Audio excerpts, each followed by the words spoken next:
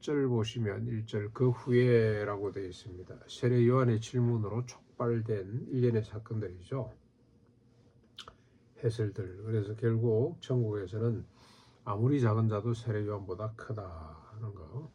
왜 천국 이런 모습이냐는 큰 의심이 생겼는데 천국의 본래 모습, 모든 인간이 참 하나님 앞에서 존엄하고 행복하고 안전하게 살아가는 세상, 그 천국에 대해서 설명을 쭉 하고 난 뒤 예수께서 각 성과 마을로 두루 다니시며 하나님의 나라를 선포하시고 복음을 전하는데 12제자가 함께 했습니다.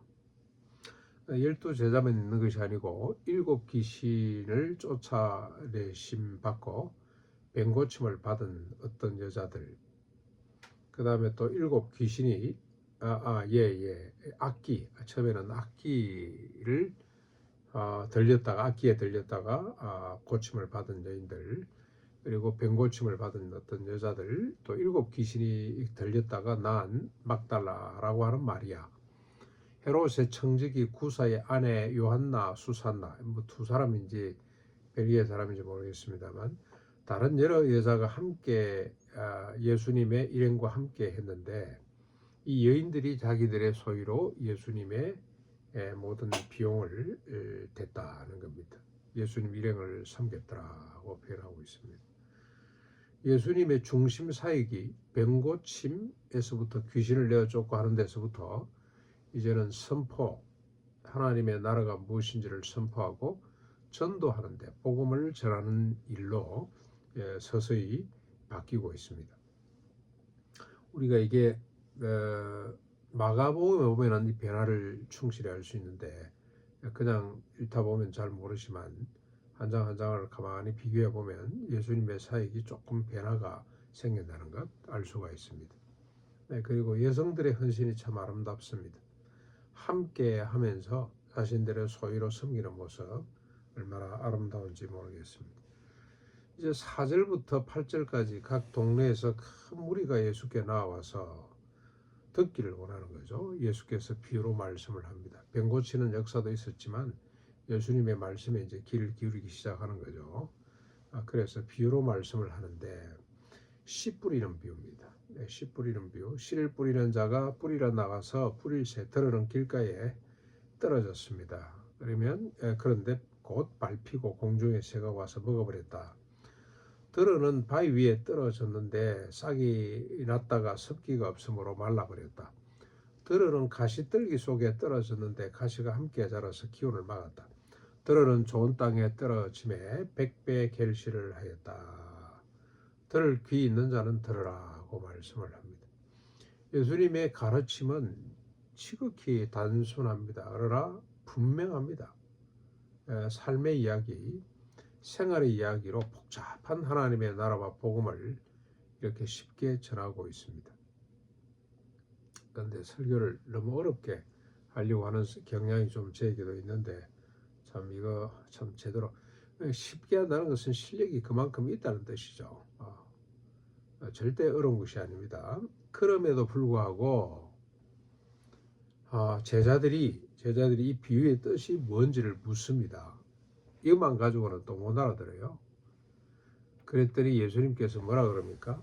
9절 10절이죠. 하나님의 나라의 비밀을 아는 것이 너희에게는 허락되었으나 다른 사람에게는 비유로 하나니 이는 그들이 보아도 보지 못하고 들어도 깨닫지 못하기 때문에 하려 함이라고 합니다마는 그래봐야 아무리 쉽게 설명을 해봐야 못 알아듣는다는 거죠. 마치 우리가 오른밤 맞은 사람에게 왼밤을 돌려야 되는 것이 천국의 비밀인데 모르잖아요. 왜 그렇게 억울해서 어떻게 사냐. 아침 7시에 온 사람과 오후 5시에 온 사람 동일한 임금을 준다 그러면 아무도 못 알아듣습니다. 아무리 쉽게 비유를 들어 설명을 해도 못 알아듣는데 제자들에게는 이 비유를 알아듣도록 했다는 거죠. 이 비밀이 너희들에게는 허락이 됐다. 그런데 여러분 이 제자들에게 허락됐음에도 그 의미를 알지 못해서 묻지 않습니까? 물어요. 근데 이제 이 묻는 게 중요한 거죠. 뭐냐고 묻는 거. 정말로 알고 싶은 마음으로 묻는 거죠. 근데 여러분 하나 정리할 것은 천국과 복음이 무엇인지를 알지 못하면, 핵심을 꿰뚫지 못하면, 구원이 무엇인지를 알지 못하면 어떤 단순한 설명으로도, 명확한 설명으로도, 어떤 쉬운 비유를 들어도 이해를 못한다는 거예요. 네. 이해가 안 돼요. 왜 이런 말씀을 하셨을까? 지게석을 옮기지 말거라. 하나님의 소원이 뭔지를 알지 못하면 이 법이 왜 있는지 몰라요. 이 법이 왜 중요한지를 모르는 거지. 예. 천국이 뭔지를 모르면 아까 예를 들었던 7시 온 사람이나 오후 5시 온 사람 동일한 임금을 준다는 것 도무지 이해할 수가 없습니다. 그래가 되겠나? 불공평한 거 아니냐? 은폐하다. 무슨 그래가지고 누가 듣겠냐? 누가 일하겠냐? 그러면 전부 다 오후 5시 올라 그러지. 예. 오후 5시 온 사람들은 불러주는 사람이 없는 사람입니다. 일하려고 시장에 나왔습니다만은 아무도 글을 써주지 않았어요. 요즘 그런 사람이 우리 주변에 너무 많잖아요. 그렇죠? 천국의 비밀을 알면, 천국의 핵심을 알면 이게 이게 천국이구나. 바로 이거야. 오른밤 맞고 왼밤 돌리대고 누가 오리를 가자, 억지로 오리를 가자 그러면 심리를 따라가지고 맞아, 이게 천국 맞아. 이게 사람을 살리는 생명의 법이야라고 이렇게 우리가 알 수 있는데, 그렇지 못한 사람들은 절대로 알아들을 수가 없다는 겁니다. 아무리 쉽게 이야기를 해도, 아무리 빈면하게 이야기를 해도 못 알아듣는다는 거죠. 이렇게 제자들은 질문을 했습니다. 알고 싶은 마음이 간절한 거죠. 그랬더니 주님이 11절부터 15절 이 비유는 이러하니라고 설명을 합니다. 씨는 하나님의 말씀이요, 길가는 일단 씨가 하나님 말씀이라는 거, 말씀입니다. 이따가 한번 정리를 해오고, 일단 비유부터 한번 정리하면, 길가에 뿌려졌다는 것은 말씀을 듣지만 마귀가 와서 그들이 믿어 구원을 얻지 못하도록 말씀을 그 마음속에서 빼앗아가 버린다는 겁니다. 두 번째, 바위 위에 떨어졌다는 것은 말씀을 들을 때는 기쁨으로 받으나 뿌리가 없어 잠깐 믿다가 시련이 오면 배발해 버린다는 겁니다. 가시떨기에 떨어졌다는 것은 말씀을 듣지만 이생의 염려, 재물과 향락에 대한 욕심 때문에 결실하지 못하는, 기운이 막혀서 결실하지 못하는 경우를 말합니다. 좋은 땅에 떨어졌다는 것은 착하고 좋은 마음. 이 착하고 좋은 마음이 뭐겠습니까? 착하고 좋은 마음을 가진 사람만 이런 말씀을 듣고 지켜서 인내로 결실할 수가 있단 말인가 라는 생각을 합니다. 착하고 좋은 마음이 뭔지를 알아야 돼요. 이 착하고 좋다는 말의 의원은 가치를 제어하는 마음, 다시 말하면 말씀을 향해 간절함과 열린 마음을 가진 그런 마음입니다. 주님이 그랬죠. 들을 귀 있는 자는 들으라 그랬잖아요. 들을 귀를 가진 사람, 들을 귀를 가진 마음, 뭔가 하나님의 나라에 대해서 내가 꼭 알아야 되겠다 간절히 사모하는 마음. 성경을 읽으면서 전부 다 하나님 나라에 대한 관심이 있지 아닙니다. 자기 욕심 때문에 읽는 사람이 대부분이에요. 도구적 성경 읽기, 내가 필요한 정보를 빼내듯이 나한테 위로가 되고 나한테 도움이 되는 말, 내가 그게 무슨 어떤 도움이 됐든지 간에 내 중심으로 나한테 도움이 되는 것을 뽑아내려고 성경을 읽는 사람이 있고, 그 말씀이 인도하는 대로 살겠다는 열린 마음, 정말로 천국이 하나님의 나라가 시작이 되었다는 이 말씀이 뭔 뜻인지를 사모함으로 들여다보는 마음이, 그게 착하고 좋은 마음인데, 이런 사람들 마음속에 하나님 말씀이 떨어지면 반드시 아까 몇 배입니까? 100배 결실을 거둘 수가 있다는 겁니다.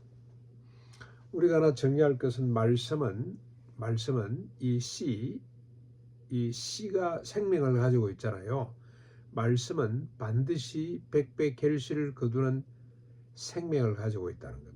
생명 그 자체입니다. 말씀이 생명입니다. 이 말씀이 우리의 의식을 만들고 우리의 감성을 온전하게 기쁨과 감사가 넘치게 만들고, 심지어는 우리의 지성을 깨우쳐서 가장 지혜로운 사람, 선한 사람이 될 수 있도록 해준다는 겁니다. 그런데 말씀을 방해하는 것이 실제 한다는 겁니다. 첫째는 마귀가 있고요. 마귀가 말씀을 방해하고 있고, 그 다음에 두 번째 여러 가지 시험입니다. 시험, 시련. 이 반드시 있다는 것. 그리고 세 번째 가장 평범하고도 가장 광범위하게 작동하는 게 있죠. 뭡니까? 이생의 염려와 재물과 향락에 대한 욕심입니다. 이게 아마 가장 일반적일 거라는 생각이 듭니다. 이게 있으면 절대로 말씀이 자라나지를 못합니다. 기운을 막아버립니다. 무슨 뜻인지 이해를 못합니다. 여러분, 저 재리에 대한 욕심을 가진 사람이 아침 7시 온 사람이랑 오후 5시 온 사람 동일하게 임금을 준다 그러면 인정할 수가 있겠습니까? 안 됩니다. 분노할 겁니다. 분노. 마음은 어떻습니까? 말씀을 향해 열린 마음, 들을 길을 가진 마음, 이 마음이 상당히 중요하다는 것 우리가 깨닫게 됩니다. 하나님 말씀에 대해. 그런데 이제 이 마음은 또 어디로부터 오냐? 이런 마음은 말씀을 들으면서 오는 거죠. 하나님 말씀을 듣고 어찌할꼬 하는 마음. 이게 하나님 말씀이 진리인데 내가 왜 이 말씀이 이해가 안 될까? 하나님 어찌할꼬 어찌하겠습니까? 불쌍히 여겨주십시오라고 하나님을 향해 울부짖는 마음, 가난한 마음이죠. 가난한 마음. 그 마음이 곧 말씀을 받아들일 수 있는 마음이구나. 마음이 중요하다는 사실을 우리가 또 한번 깨닫게 됩니다.